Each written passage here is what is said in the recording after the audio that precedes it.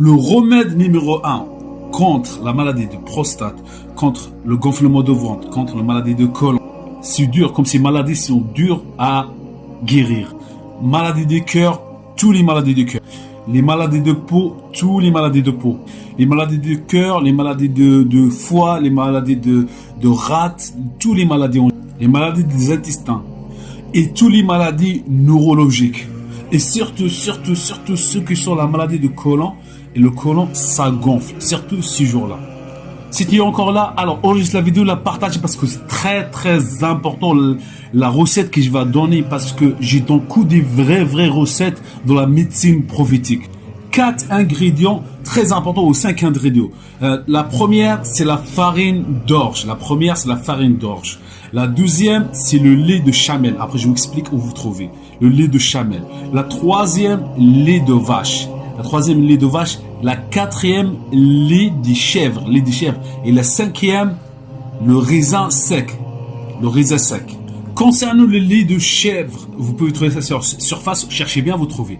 Mais le lait de chamel, où trouver ça? J'ai vu une ferme française qui commence à faire ça. Une ferme, il a des chamels chez lui et ils vendent le lait de chamel. Peut-être il va faire par expédition. Regardez ça sur Internet, Inch'Allah, vous trouvez ça, Inch'Allah, bi'idhnillah. Comment on fait, Inch'Allah ta'ala? Un exemple en pro, ça dépend de la quantité, ça dépend de la famille, ça dépend vous êtes combien. L'exemple 200 grammes ou 250 grammes de farine de l'orge, on fait bouillir un petit peu, on fait bouillir un exemple 5 minutes, quelque chose comme ça, 5 minutes. Jusqu'à on va voir que ça devient dur, ça devient un peu épais, Après, on va rajouter tous les laits que j'ai dit, lait de chèvre, lait de chamel, lait de vache, et les 4 choses que j'ai dit. Après, on met le raisin sec aussi. Ingrédient, j'ai oublié aussi, un ingrédient, c'est le miel. Et si quelqu'un, un exemple, il pense qu'il a quelque chose comme sorcellerie, quelque chose comme ça, il peut coraniser le miel. Réciter sur le miel le Coran. Réciter dedans et mettez sur le khalta, tout, mélangez tout comme ça. Et quel temps on mange ça? Ça, en général, si vous jeûnez après le ftar. Mais le meilleur temps pour guérir, c'est après Ramadan, Inch'Allah, bi'idhnillah. Et le meilleur temps, c'est al-Duha. Vous savez, al-Duha, c'est à quelle heure al-Duha? Al-Duha, c'est à 10h30.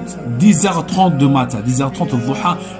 Le corps, le corps, il va vraiment travailler sur ces ingrédients-là. Al-Duha, c'est-à-dire à 10h, 10h30 jusqu'à 11h, entre le midi, entre le déjeuner de matin et le ftar de midi, et entre les deux temps, on va dire 10h, quelque chose comme ça. On prend ça. Vous savez que celui qui va faire ça, il va voir un grand changement, chers frères et sœurs.